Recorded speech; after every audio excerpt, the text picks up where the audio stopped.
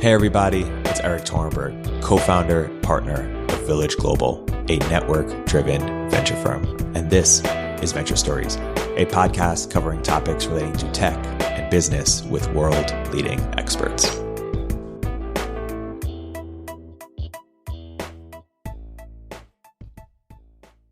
Hey everybody, welcome to another episode of Venture Stories by Village Global. I'm here today joined by a very special guest, Mike Solana, VP at Founders Fund. Mike, welcome to the podcast. Hey, thanks for having me. So Mike, I credit you, among other things at Founders Fund, to being sort of the bearer of the ethos, or sort of the soul of Founders Fund in some ways. I don't know if you accept that, but I say that to say, what is this soul, or what is the ethos of Founders Fund? How do you describe it, and how has that evolved over time? You've been there for a bunch of years now. Yeah, for sure. It's interesting you say that, because I do think that to a certain extent, like even internally, I'm sort of seen that way. I mean, it's more like, I wouldn't say like the soul of Founders Fund, but more like I was the cheerleader for like who we were day one when I started, 8 years ago. I was obsessed with the manifesto. I was obsessed with the sort of like fringe technology, science fiction in real life, all of that stuff. And then over time, I started running brand and just telling our story professionally. Like that became a big part of my job. It's creative programming, content, and really just doing that. So externally, I started doing what I was already doing internally.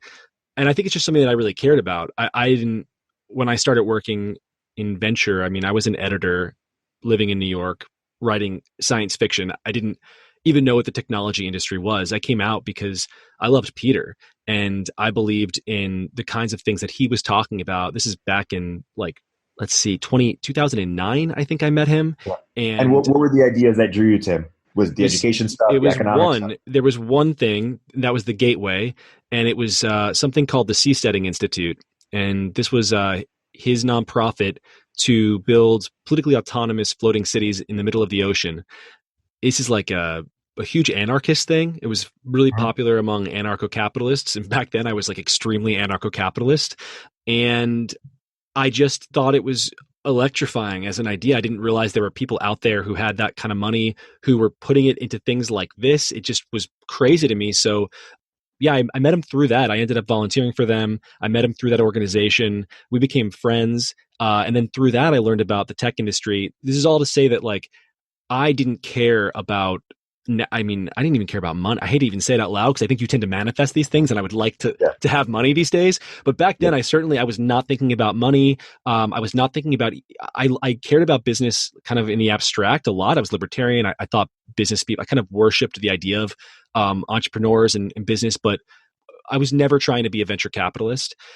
And I wouldn't today. I would never leave and work at another VC firm, or I think start my own firm or something like that. It's very specific to the philosophy of Peter and Founders Fund in those early days. That was a big thing that I cared about. So I just talked about it all the time. And I would say in terms of how it's evolved over the years, I think the very first thing that Founders Fund was before I was around was just founder friendly. The idea of that, now it's a meme. Everyone says they're founder friendly. I think almost no VC firm actually is. The only question you have to ask a VC is like, have you ever fired a founder? And if the answer is yes, then you're not founder friendly. The end. Founders Fund has never fired a founder. Something that people take really, really seriously there, have at least since I've been there. And before that, that's where the name, Founders Fund comes from. It's what they were going for. I think it was named by Luke Nosek back in the day. And a lot of this comes from, I think, the founding team's experience working with other VCs back when they were all at PayPal. So that was the first thing. And then after that, around right when I started, is when the sort of science fiction in real life stuff was heating up. And back then it's interesting. It's like a lot of the critique that is thrown at the industry today, that we're not focused on real shit and it's all just like Twitter for pets or something. We were the original critics of Silicon Valley. That was a criticism that we leveled against the industry when tech journalism was still just like TechCrunch saying, we love this new app to everything. And we were like, this is bullshit. Like we can be doing a lot more and we should be doing a lot more. And that's not to say like social impact investing, which I think is sort of a lie. And we can get into that later. It's like actual like massive seismic technological change in terms of, and back then it was like, it would have been like artificial intelligence, robotics, biotechnology, like anything. Nuclear energy was something that we were really into back then. This was all in around 2011 when I started, when we put out something called the Manifesto. And so that was like sort of like stage 2, and stage 3 is what we're at now. And I think that stage 3, like the sort of newest version of this, and it's like these things don't replace the ethos. It's like we're still founder friendly, and we're still the science fiction in real life fund in addition to everything else. I mean, we are series and stage agnostic. We do invest in all sorts of consumer things in addition to the tech stuff and the science stuff. But the new thing I think that's been happening is Founders Fund increasingly is known as a team full of people who aren't afraid to say, really controversial things that are true and important. And also a team that's not afraid to disagree with each other in public all the time. This is a team of people who do not agree. We do not believe in consensus truth among each other. Even in terms of, it's like in an investment meeting, hearing these guys talk about like, what is the investment sort of like thesis of Founders Fund, like they will fight with each other about this. It is complicated. There are certain things that we have some rough sort of like parameters and ways of thinking about things, but I would say for the most part, what's embraced at Founders Fund is thinking for yourself and being different. It's like almost table stakes. It's like you have to have your own ideas. They cannot be coming from someone else, and you can kind of sniff out when someone's saying something that they don't believe in. You can kind of feel that, and that's just not something that we are. I think it's that. I think today it's like we are the fund where you go when you believe something that you're not supposed to believe, but it's important and it's true, and it can work, and that's where we are. And that's the sort of the spirit by which you named the conference that you're going to throw, Hereticon. Right, Hereticon. Yeah, it was canceled unfortunately because of COVID, but yeah, the idea was, the framing was like, what about a conference for people banned from other conferences? And that was, people lost their minds about this. They're like, how are you going to have an unsafe conference full of people who are banned for assaulting people? They took it to really weird places. That was never the intention. That was like, I was sort of like, imagine. I was trying to like set a tone. Hereticon is a conference for people who are all very unorthodox thinkers who are not, necessarily championed in their respective fields of study. So, heretical thinking, I was accused of all sorts of crazy, like right-wing stuff, as if that's the only kind of heresy that can exist. I do think it's interesting that the media's mind went straight to right-wing politics, that would be heretical. I don't know why they think it's heretical to say things that are right-wing, but I certainly don't, and that's not what we were focused on. We had a whole range of topics, a lot of them technological topics. So we had a guy working on a full body transplant. We had a lot of biohackers coming. We had tons of transhumanists coming. Everyone in the sort of body modification space. Sex work is something that I'm really interested in. I'm interested in. We had, a defense panel. We had all sorts of like weird nutrition stuff. We did have some pretty problematic content lined up on the topics of vaccinations, which I know would be super triggering just because I think it's a conversation honestly worth having. And I wanted to trigger like all of the science people who were coming. The one thing that I found again and again that I think is really interesting is I would invite someone. For example, there was a guy he was a sort of an evolution skeptic.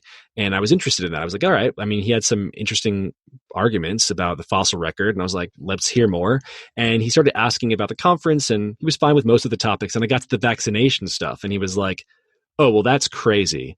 And I'm like, this is a guy who doesn't believe in evolution. So, it's like, everyone always thinks that like their weird thing is okay, but no one else's is. And especially it would come from the scientists. There was a guy, this guy was kind of cool about the topics. For example, he was someone who he doesn't believe dark matter exists. He thinks it's a fraud. And it's cool. He has really great talks on this. He's a physicist. He's a professor, but he's super marginalized. He's not invited to, physics conferences, your sort of standard mainstream physics conference. Same thing with a biohacker. I was inviting Josiah Zahner, who is not invited to sort of mainstream bio conferences, or if he is, he's sort of like, he's seen as like kind of icky, and, people turn their nose up at him. And it's like, I think these people are actually on the frontier. That's the real frontier. That's the only place where new knowledge is happening. If it's the thinking behind this is like, if it's not a little bit scary to talk about it, if you're not facing any kind of ridicule or any kind of backlash whatsoever, then you're necessarily not working on something new. You can't possibly be. If it's universally loved, then it's just accepted, which means it just can't be new. That's not how we gain new knowledge. That's just never how it's been throughout the history of science and technology. And I think probably most people working on something heretical are wrong 99.9% of the time, but it's that fraction of people who are right, who changed the world. And that's what we wanted to sort of celebrate, the fearless innovators of the world. And is the real thinking behind this, or justification behind it, and sort of, I guess, justification behind free speech defense more broadly, that the idea that a heretical idea can be correct and be net positive for the world is more powerful than the off chance that a heretical idea can be dangerous and net negative if it captures hearts and minds? Because there's so many people who want to shut down conversation. Is that sort of the best way that you sort of describe the trade-off, or the way to argue it to them, to people who want to shut down conversation? Well, I think that if we're not growing, we're dying. I don't believe that you can just be in stasis as an organism. It's like there's just two speeds here. It's you're either declining or you're rising.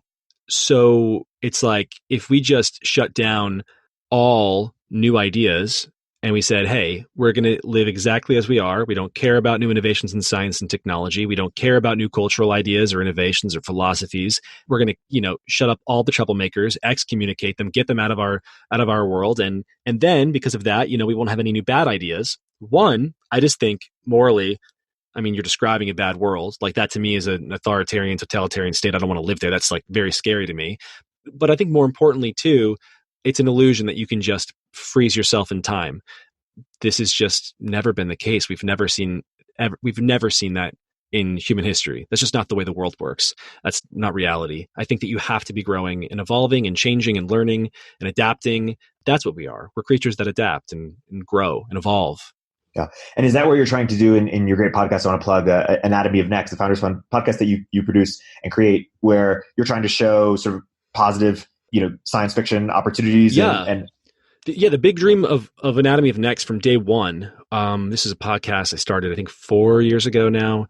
And I do it in seasons, take big breaks in between and think about new things to work on. I wanted to tell a different kind of story about the future, because I think that this is actually the big problem that we're facing in the technology industry is the average person, both in business and it's like the hardcore tech guy at a company. And I think even the CEO at every level, we're really, really bad at telling people what the world should look like, at sort of like pointing in a direction. And I think that's really problematic these days, because increasingly we are having outsized influence on the world. So if we don't have a clear vision or a story, of course, I mean, the media is insane, like really, really bad, especially the tech press, I think is like absolutely toxic. However, I think it's valid to be like, what are you doing, like, to the tech industry? Like, where are you taking us actually? Like, what is your end goal here? I think that, this is a topic that's been beat to death, but our science fiction is extremely pessimistic and negative. I mean, can you even think of a single movie about genetic engineering that was positive? Like, where is that movie where it was a good thing? And if you maybe can think of one, but it'll be one. It will be the exception that makes the rule, which is like, it's generally seen as a totally evil, scary thing.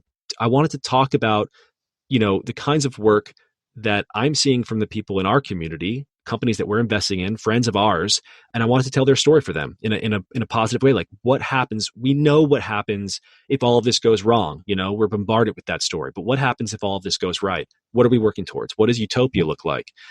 And that's where I set out with that one.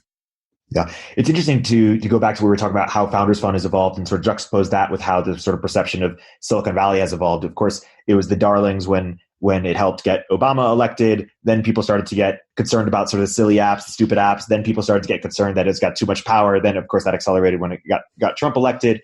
Where is it going in your view? The sort of perception of Silicon Valley, how is it evolving? How do you expect it to evolve? And how should Silicon Valley respond to it? Well, the media is only going to hate us more and more and more until the very end. Like, they're obviously, I mean, they're hemorrhaging jobs. They've been hemorrhaging jobs for decades, and it's just been getting worse. The rise, this is like another story that's been beat to death. Everyone knows that the media business model no longer works, specifically journalists. Like, that, it just does not work. We're looking at television too. I just found out the other day that PewDiePie has like 100 million subscribers on YouTube. That's like, I forget how many times more, but it's like significantly more than the number of total US subscribers to cable television. That's the future. It's going to be that. It's influencers. It's like, it's people putting especially as technology improves and you can create television that looks just as good as what you're seeing on Netflix. Like everybody's going to be producing stuff. They're going to be working together online, collaboratively, remotely. I mean, that's the direction of content. So I don't think, the news, the sort of typical institutional press, the New York Times, things like that, that's on the decline. I think maybe a couple of them survive for a while, but also like cable news, that's on its way out as well. It's just a matter of time. And so they're just going to get angrier and angrier as technology gets better and better and empowers more and more people and makes them increasingly irrelevant. I think that right now they still do have a lot of power. They have a lot of cultural power. Everybody wants to be in the New York Times. That means a lot. People are willing to do and say a lot to be there. It hurts people a lot when they're attacked in something like the New York Times, or for example, by a New York Times writer on Twitter or whatever else. Like all that matters today, but it matters less sort of every day. So yeah, I think they'll get a lot angrier, and everybody else, the rest of the population, is just going to come down to whether or not life is getting better. And if it's getting better, people will be happy. And if it's getting worse, they won't. And in a world where life is getting worse, generally, the people who are doing well are going to be the targets. So, and maybe they should be. We should be making the world a better place. So that's that. When I think about the things I think you stand for, the things that are salient to me are sort of pro-technology, pro-capitalism, and pro-civil liberties, pro free speech and due process. Freedom, probably. They're all the same thing. It's that. It's freedom is the core value for me. They're all, you kind of can't have one of those things without the other, in my opinion. How are we losing? Or how is that becoming increasingly more controversial? Like, what is the cultural force by which that is becoming more controversial or less popular? Yeah. I mean, there's always been this tension between collectivism and individualism. And you could kind of reframe those, and there are lots of different ways. People now say maybe like equality versus freedom is another cut on it. But they're roughly the same thing. It's like, the question is just, at what point, I can be free to a certain extent, but when does it start, affecting other people? And it's like, that's like the kind of messy question. And I think collectivism is really dangerous and damaging and disastrous. Like historically, we see this.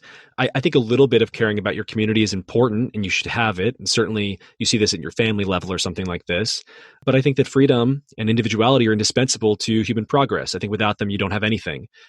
How are we losing, is, for me, that comes down to, what are the different poles offering?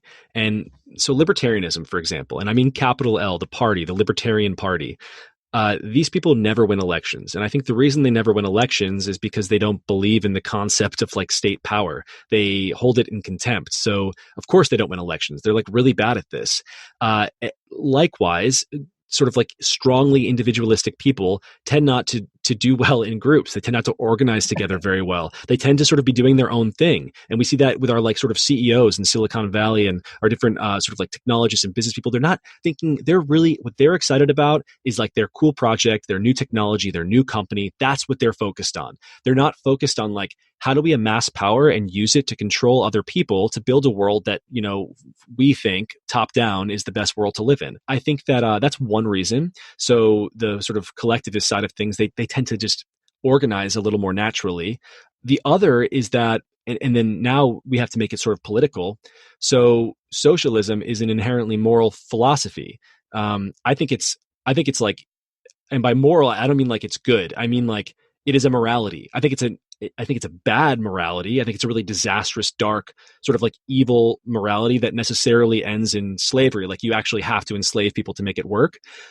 But it is a morality. It's offering something moral in place. Whereas sort of free market capitalism is the absence of morality. It is just freedom. In a free world, it's like these things are sort of they're always pit against each other as antithetical to one another.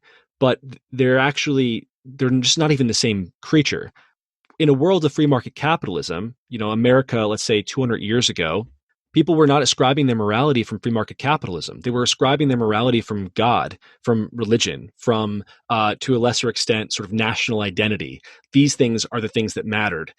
As those things have collapsed, no one goes to church anymore. Nationalism is over. You can't even actually say the word nationalism anymore.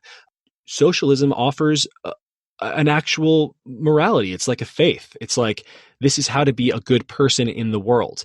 So now, you have free market capitalists trying to compete on that ground, and they do all sorts of weird things. They'll talk about the fruits of capitalism. Well, isn't like this cure to this disease that saved 1 million people that wouldn't have happened had we not had a biomedical company that raised money and blah, blah, blah, blah, blah. It's like, that's just not a good story. No one understands that. It's super abstract. It's like, it is not, it has to be like a right versus wrong sort of thing. Capitalism will never win at that because that's not what it is. People need to ascribe their morality from something else. And until that happens, I think socialism will continue to make inroads.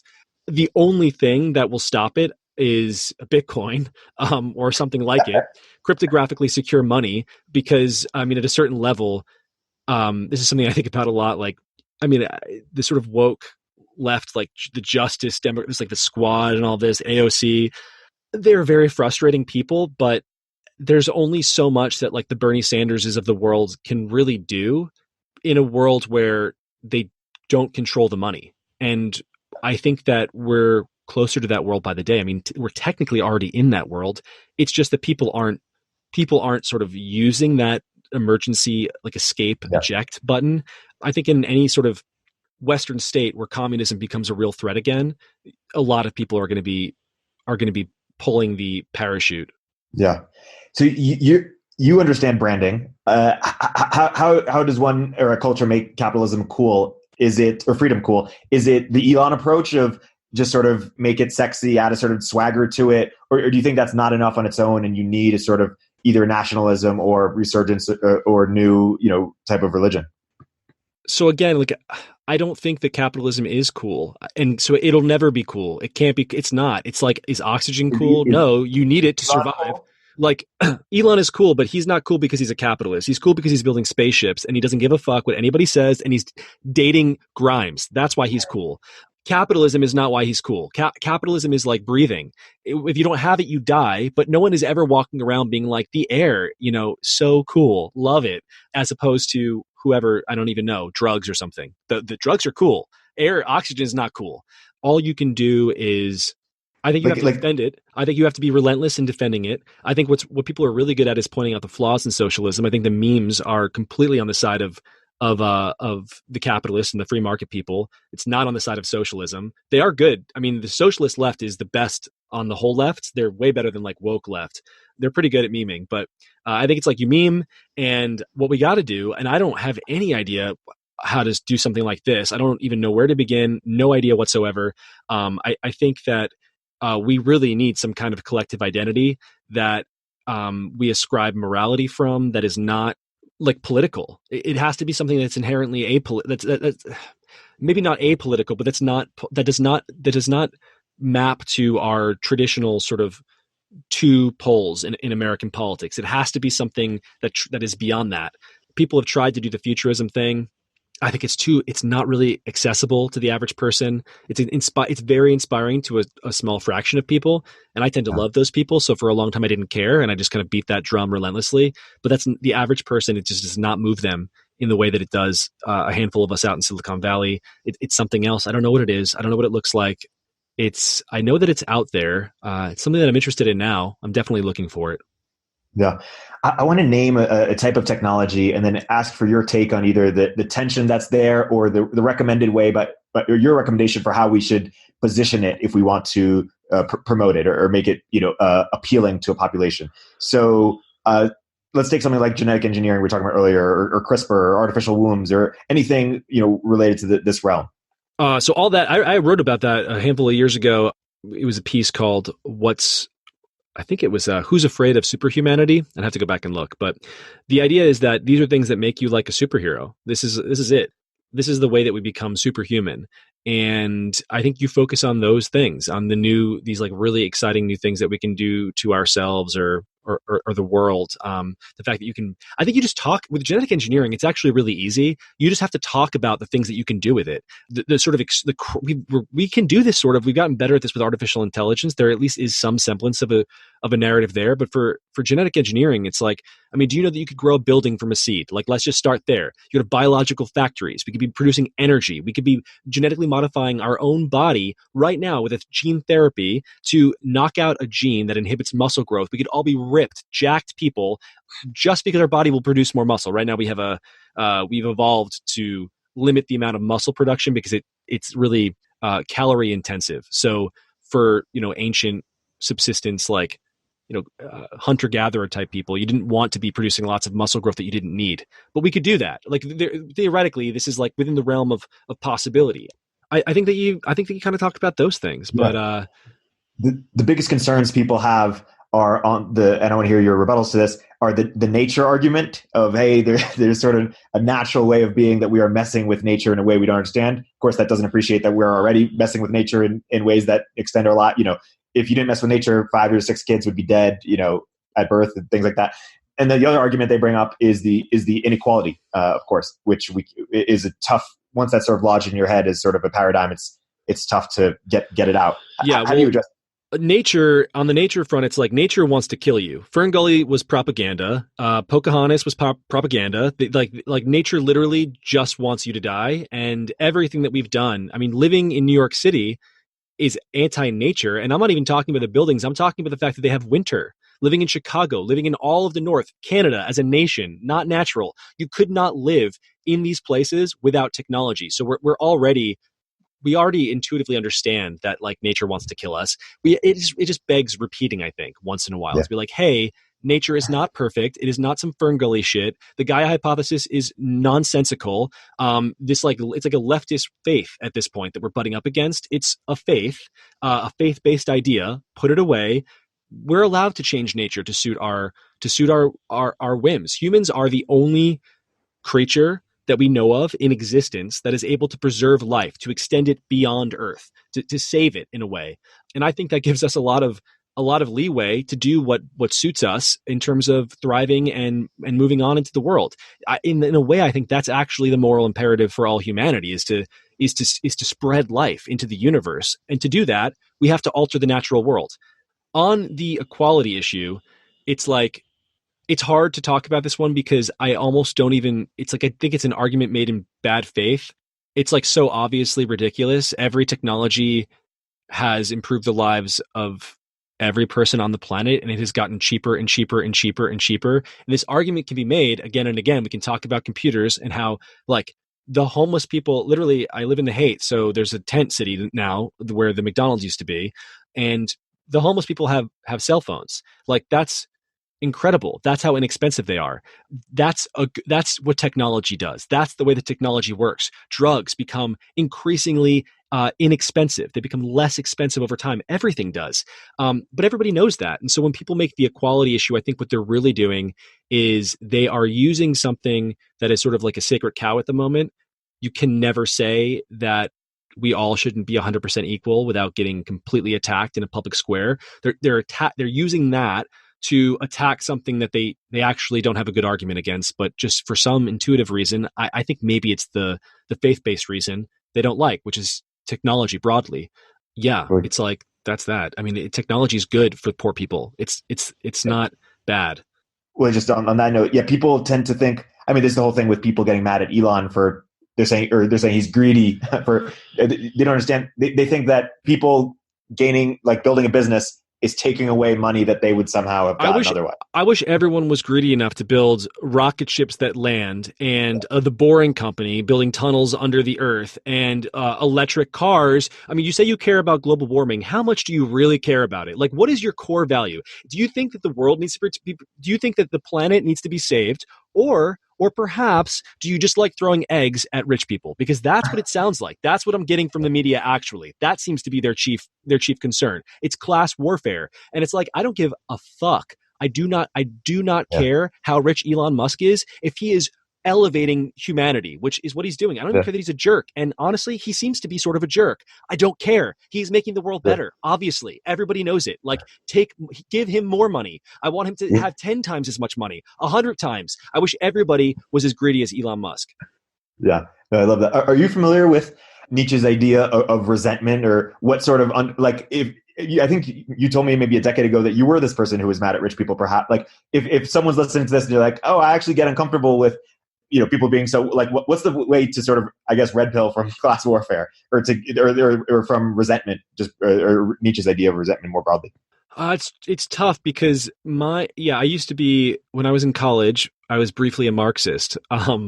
But that was complicated. It's like partly I think I just wanted to excel at school. I was really into doing really well. I was like one of the top students in my class, and that just mattered to me a lot back then. And I think I just knew that the way to do that was to be extremely left wing in my politics. My professors loved me.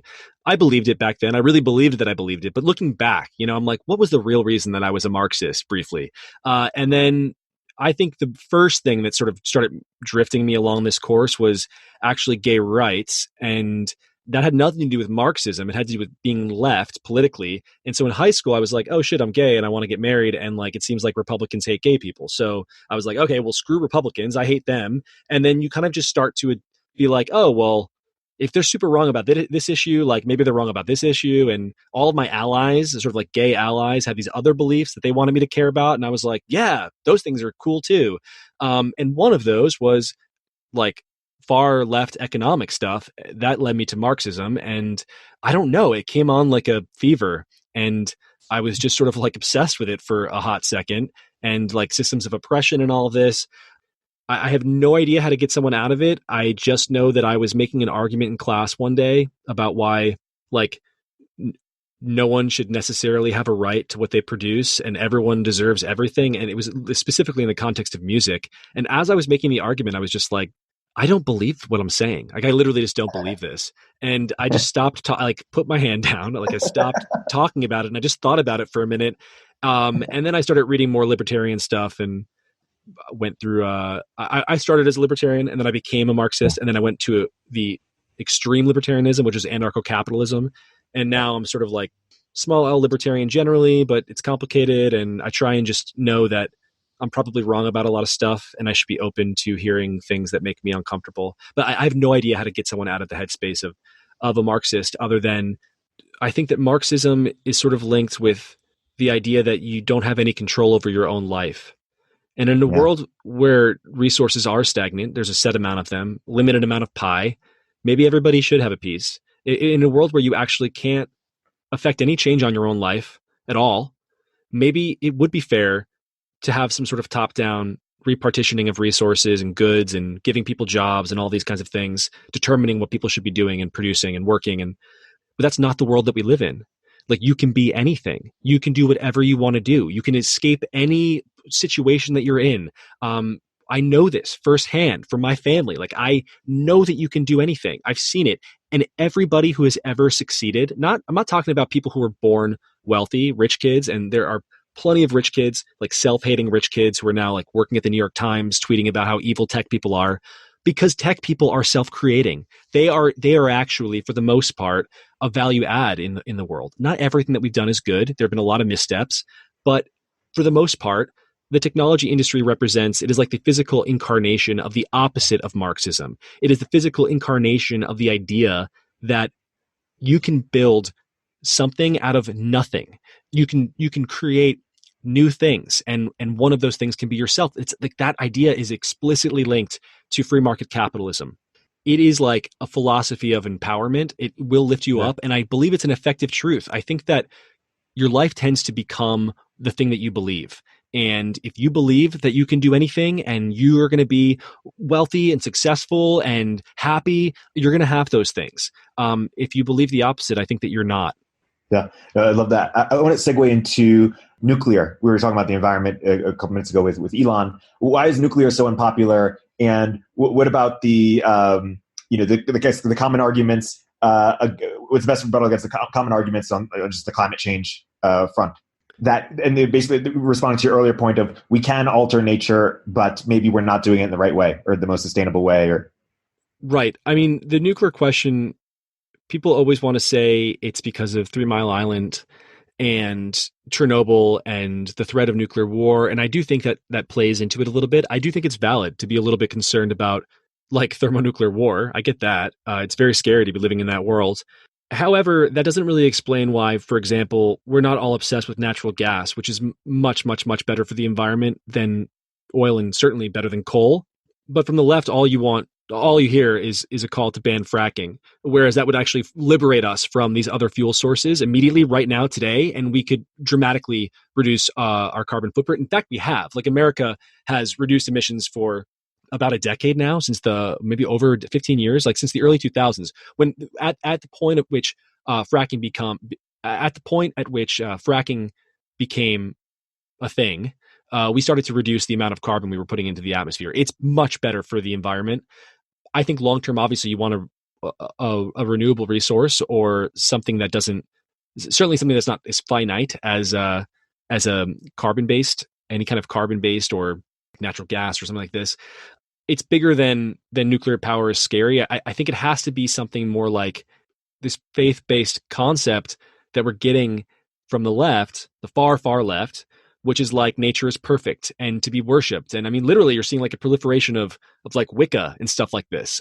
My sister's a witch, like literally, she like is a practicing witch, and she has a bunch of witch friends, and they're all like, I mean, they literally worship nature. That's a thing that's happening, which is whatever, cool.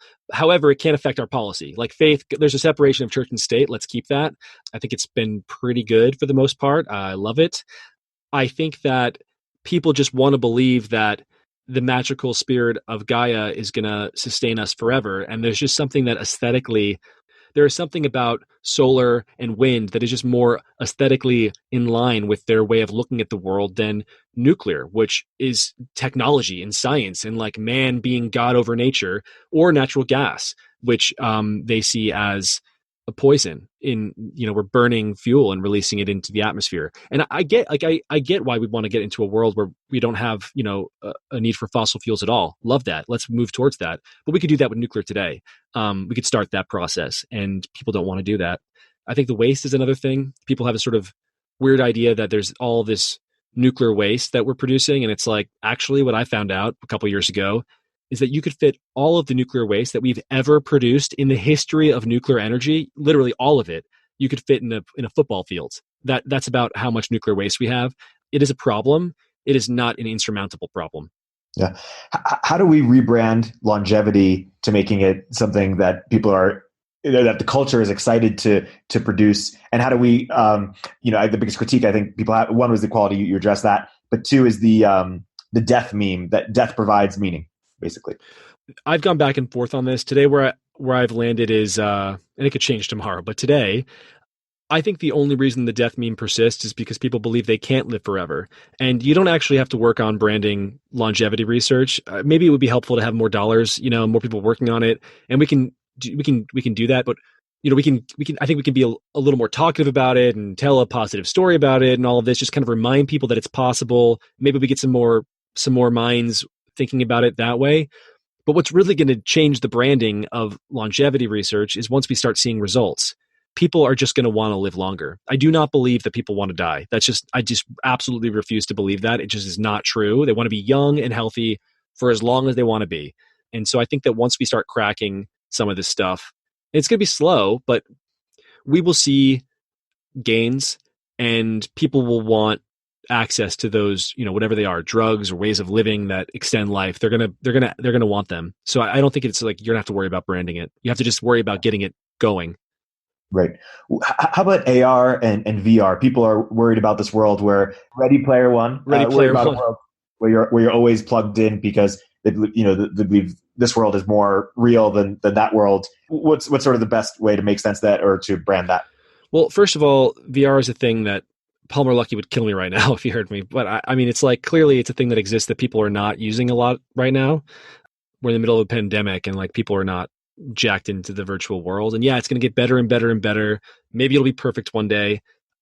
It's like, that's such an abstract idea that it's almost not even worth seriously worrying. I think it's not worth seriously worrying about, because I agree that people don't want to live in a world where they're jacked in all the time. Right now, we're under this sort of crazy cloud of COVID-19, and we have all of these tech people on Twitter talking about the future of work.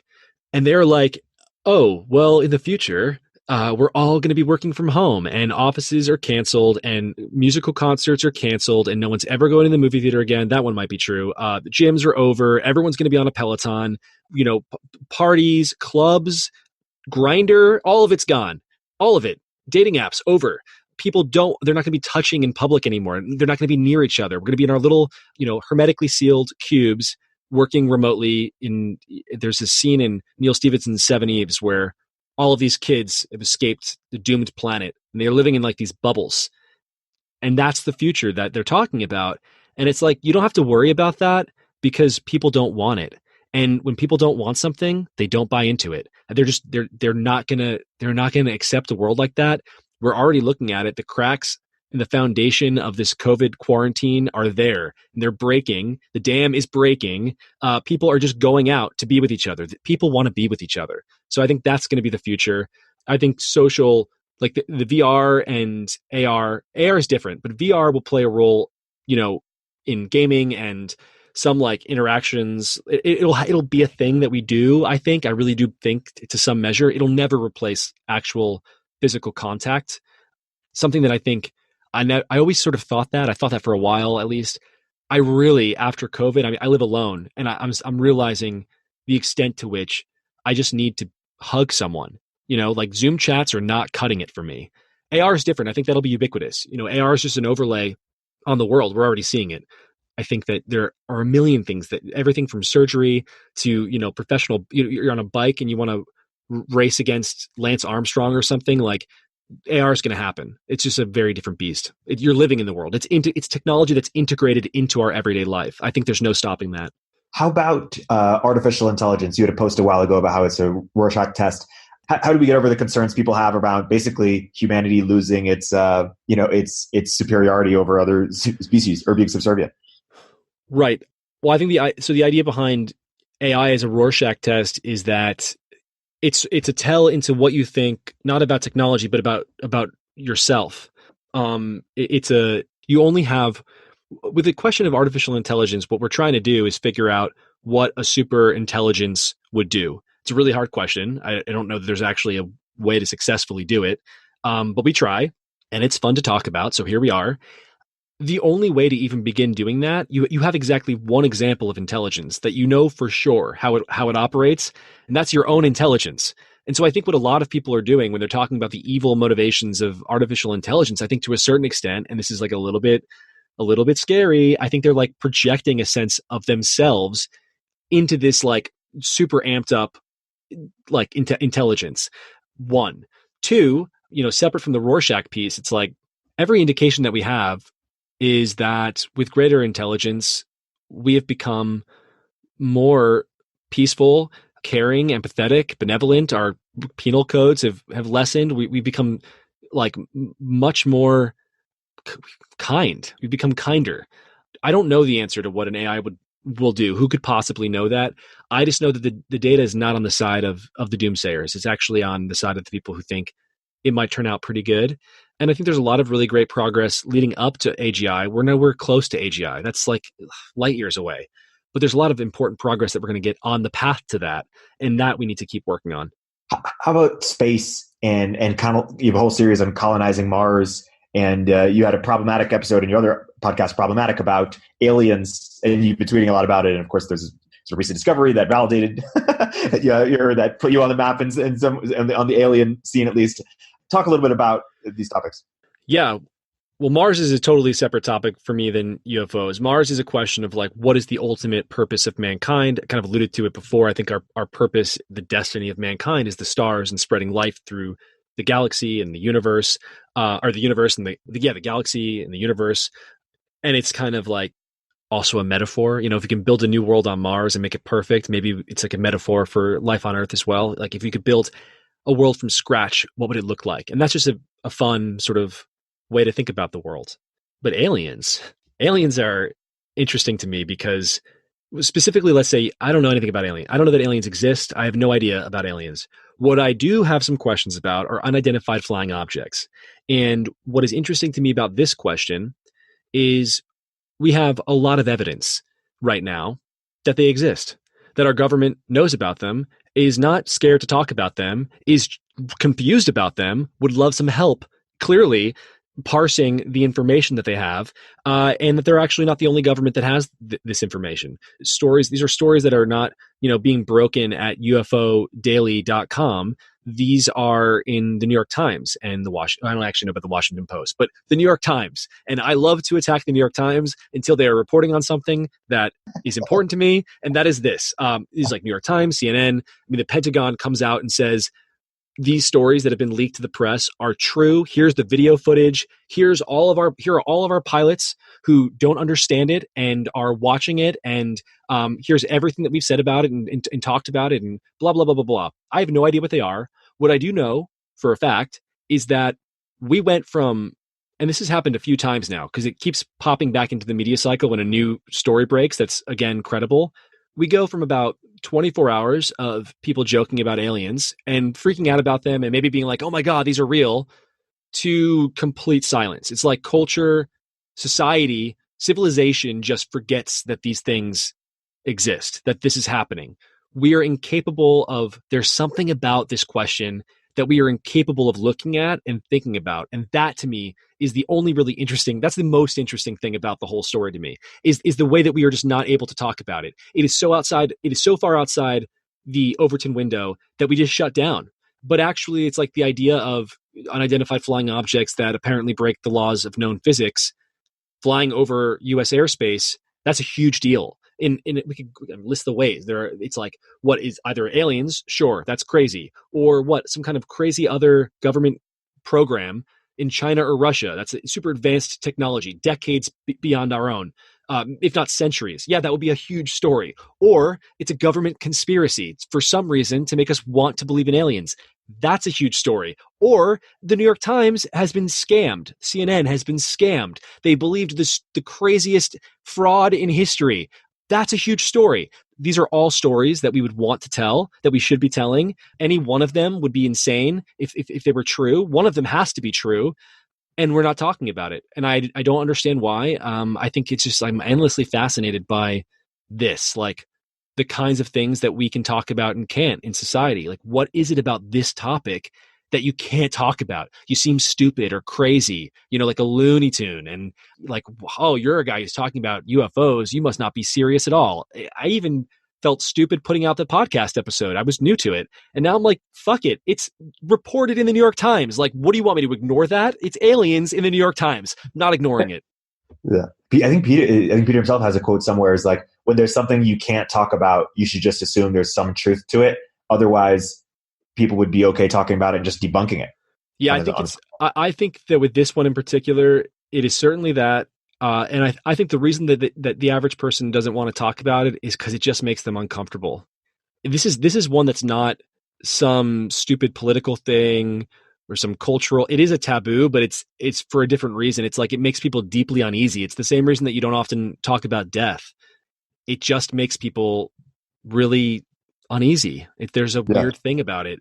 This one, though, I think is one that, like, we're going to have to address one of these days. Yeah.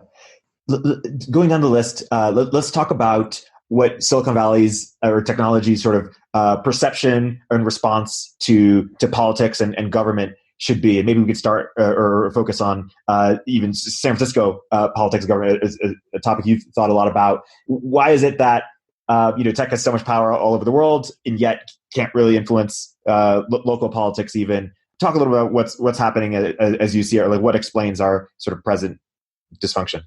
Well, I think it's a lot of things on the local politics front. I think in the first place, it's what we were talking about before. The average person in the technology industry is really just focused on their cool project that they're working on. That's what they're obsessed with. And they don't really think much about anything else.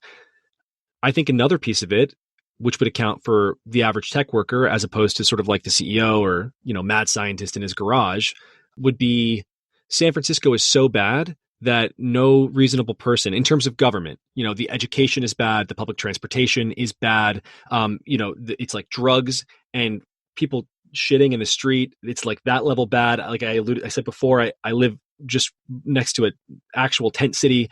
It's bad in all manner of ways. The government refuses to address it. We have a district attorney who will not prosecute crime now. Literally, he worked for Hugo Chavez. That's the person that we're talking about. His parents were actual terrorists who he has defended publicly. Like, that's the level of San Francisco bad government. You can't build anything. It is like hostile to the tech industry. Vaping is illegal. Like, fuck that. And you look at that and you think, as a tech worker, like, I don't have a future here. So I love my job. I maybe love the kinds of stuff that we're working on. I love the city. Actually, like, despite all of that, like, I would love to live here if I could, but I can't afford a house. If I have kids, I can't send them to the school system.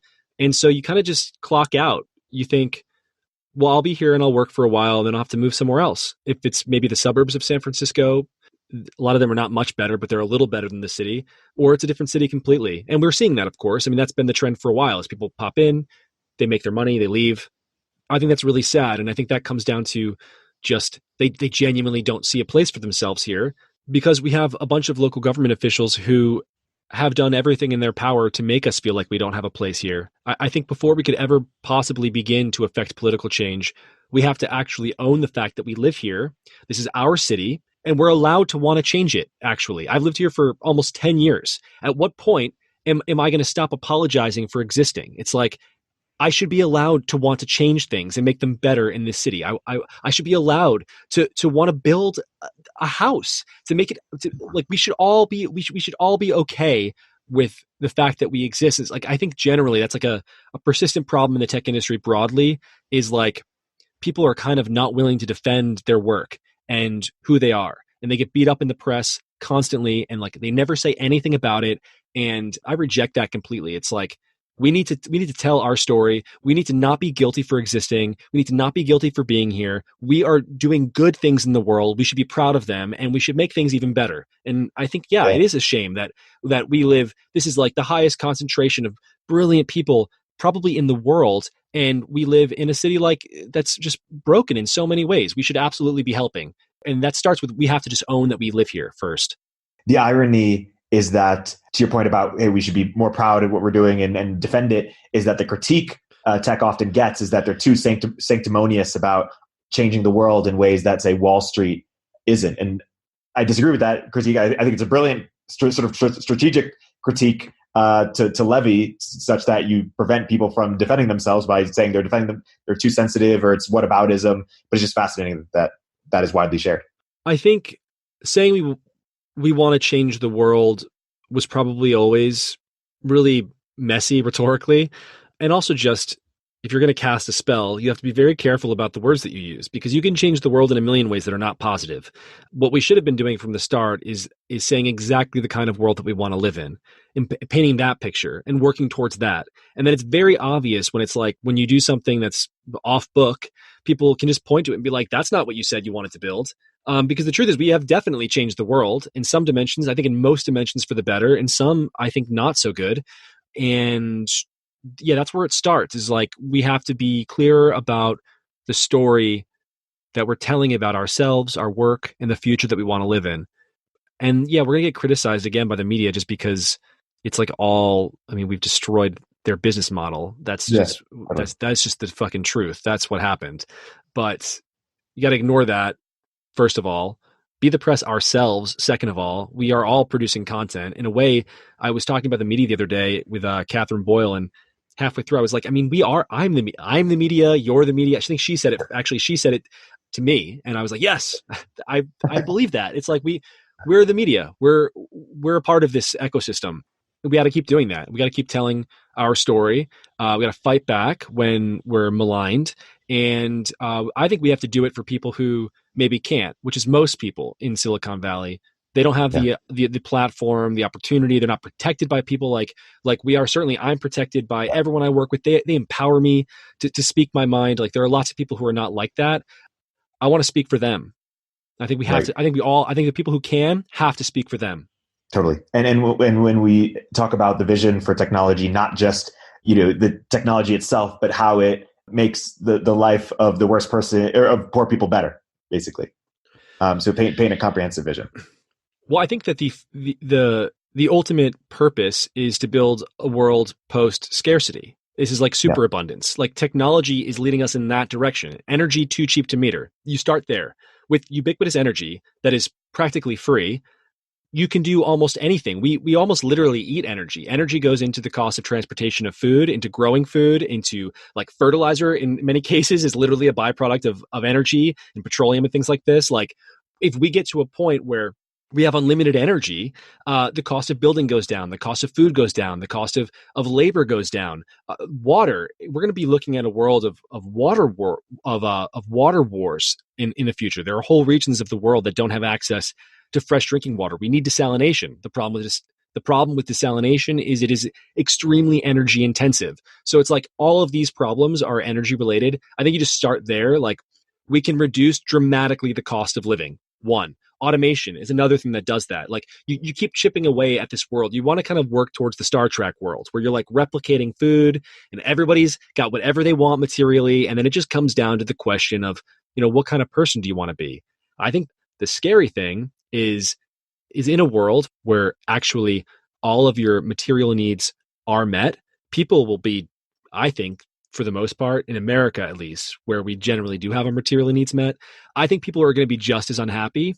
But that's going to open up the door to a whole new generation of like therapists and life coaches and new education things and like meditation, whatever. Like, I think people will have to just focus on themselves, and it's going to be painful at first, but the path to self-improvement is there, and the dream remains. For me, I think the dream has to be like literally a world of post-scarcity where no one has to ever worry ever again about where their food's coming from, their water, their power, their shelter, their clothing, their education. Like, all of these things can be powered by technology, and the energy is like basically free. Software at scale is like very, very cheap. We can build that world. Yeah. And talk about, let's go to the therapy topic for a second.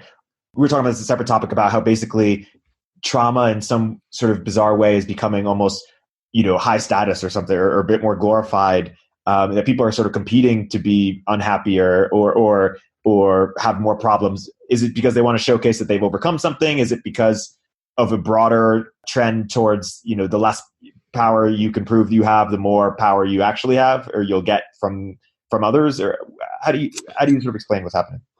I'm not sure. It's certainly a form of status today.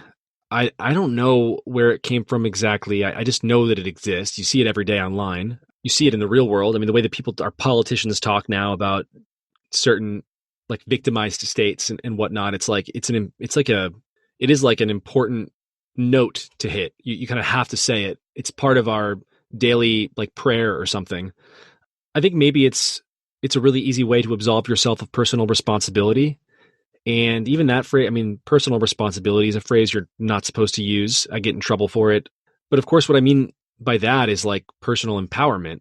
There's no such thing as an empowered person who's not responsible for themselves. That's always how it starts. You're responsible because you're empowered, because you're like, this is my life. And that's not a curse. It's like really exciting. It's an amazing thing. You're free to do whatever you want with your life. Like, you can go and become whatever you want to become. But it's hard. It's really, really hard. It's a harder path than just taking what the world gives you. And there's not much status there in just taking what the world gives you. So maybe this is like a different form of, it's a shortcut to status or something. Certainly it absolves you of personal responsibility. If you believe in a world, if you ascribe to a world of, I was born with what I have and I'll have it till the day I die because I'm completely disempowered. There's something freeing to that emotionally. You don't have the burden of your life on your own shoulders anymore. And that's just something that politicians and savvy people in the media have preyed upon. Maybe just a natural human inclination. Yeah, it's hard to say where it comes from. I just know what happens when you believe in it because I've seen it in my life. Everyone in my family who thought of themselves as a victim ended up that way. And every single person in my family who believed that they could be whatever they wanted to be built a better life for themselves. Yeah, it's just anecdotal. I get accused of that all the time, but I know that it's true. It's like, I've never heard data that's more compelling. Like, where is the data on this, on the effect of story on your life? Never really seen that study, to be honest. I just know that this is true. I know that you can change your life. I've seen it too many times. I know how to do it. Like, you have to believe in yourself. And that's it. That's the first thing. You can't force somebody to make a better life for themselves. It has to come from within. Totally. I want to close by plugging your other podcast. You're on a personal capacity, Problematic. So, and I want to ask you, if the mission of Anatomy of Next is sort of to paint a sort of technological future that's possible, talk about the mission of Problematic. One of the things I see you doing is sort of addressing. Maybe you could think about the culture war as like it's freedom versus equality across a bunch of different axes or different sort of subsectors where that sort of philosophical battle plays out. I'm curious, how do you think about what the goal of the podcast is? And I guess additionally, but separately, how do you think about what is sort of like the fundamental, like what's happening with the culture war? Like, what do we talk about when we talk about that concept? Yeah, so problematic is definitely like, it's like anatomy of Next After Dark. It's like all the questions that I don't ask because that's like my PG show, that's my work show. Problematic is like all the base stuff that I talk about in group threads and things like this. The questions that you're not supposed to ask, the topics you're not supposed to mine and explore. Those to me have always, since I was a kid, like those are just the only things that are exciting to me. That's where where the drama is and the fire is, like that's where the life is. That's where we are actually as a people ad hoc deciding what we're going to be as a people. That's why those conversations are so electric, is because they're alive, they're important. And that's everything from what we're allowed to do with our bodies to, everything happening with like gender and sex. And yeah, I had the UFO episode because I do think that in a weird way, like UFO stuff and parapsychology stuff, these are sort of like the original taboos, like the weird, like ooky spooky, like science stuff, like to a scientist, like the things they would turn their nose up against. I kind of wanted to like trigger myself a little bit. Like, what are the things that I have always been like instinctively against? And that was certainly one of them. In terms of what the culture war is, and certainly, I'm definitely reacting to that with a name like problematic. How could I not be? I think for a long time in America, a lot of different kinds of people were left out of the conversation and excluded or heard. I mean, literally laws against them. It was illegal to be a gay person. Like you could not have gay sex. It was illegal in, I think, every state in the country. Not even that long ago. You could go, I mean, we see footage of gay men in bars in like the 60s being arrested for being in a gay bar. That was it. That was the whole crime. Civil rights, like everything with the Black community in America, like clearly we've been through a lot. And I think that, like Americans are in a really beautiful way looking inward and thinking like, wow, we've been really wrong and bad in a lot of different ways. I think that America is amazing. I think most people have a sense of like, we've done net really positive things in the world. I think that, and if I had to make that case, I could right now. But separate from that, it's like what's happening now is just this moment of self-reflection. Like, how can we be better? And I think that's good. But I think that well-meaning impulse to be like self-reflective and improve and be better is being taken advantage of by a lot of people who maybe are not even talking about the things they say they're talking about. Like so much of the culture war, in terms of like race and gender and like queer stuff, it's not really about it. It always is actually, I think, about class.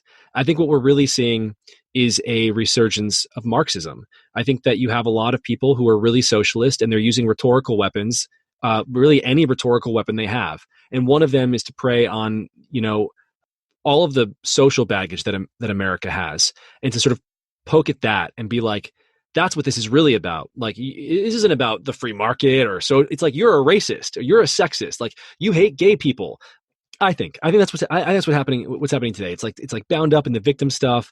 It's bound up in socialism. It's like, it's very complicated and messy. And the average American just has a real weakness here because, again, like the history has been pretty bad. And so, someone is screaming at your face that you're a bad person, and you think, well, shit, I don't want to be on the wrong side of history. Maybe I am a bad person. Maybe I'll just keep my mouth shut. What they're saying doesn't seem to make a lot of sense. It seems pretty unfair, but I don't know. Who am I to talk? I think that's sort of like roughly, without getting into specifics, like I think that's roughly the dynamic. There are all of these things that free people, open society should be talking about, and we're just not. And I'm hoping to just kind of broaden that Overton window a little bit.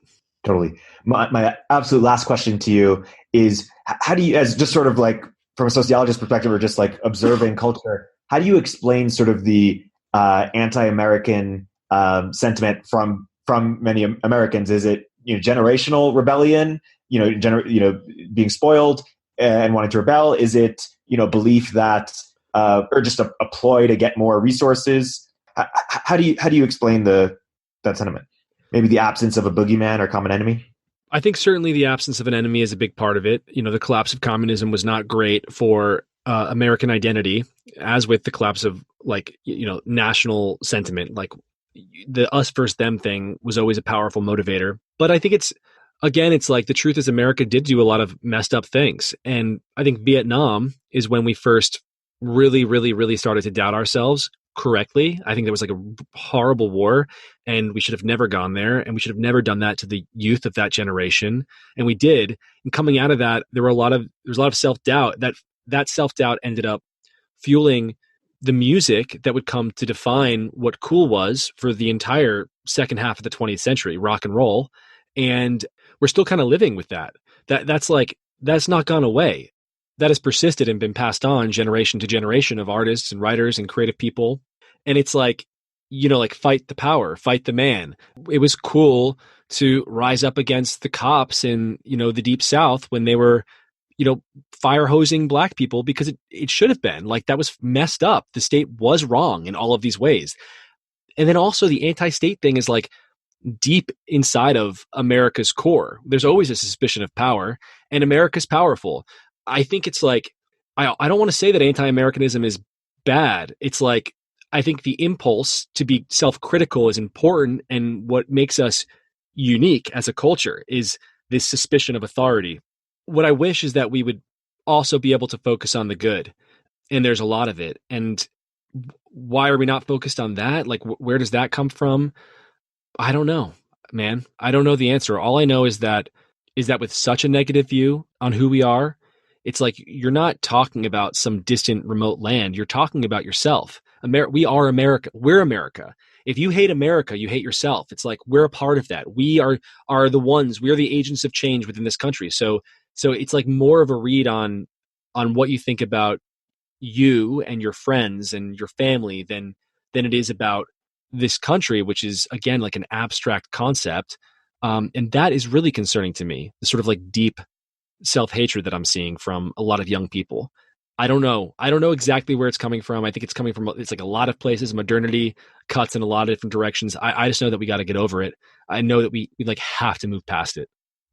Well, on that note, some perfect antidotes for that are Anatomy of Next and Problematic. Also follow Mike on Twitter, MIC Solana. My guest today has been Mike Solana, VP at Founders Fund. Mike, thank you so much for coming on the podcast. Thank you very much. It was awesome to be here.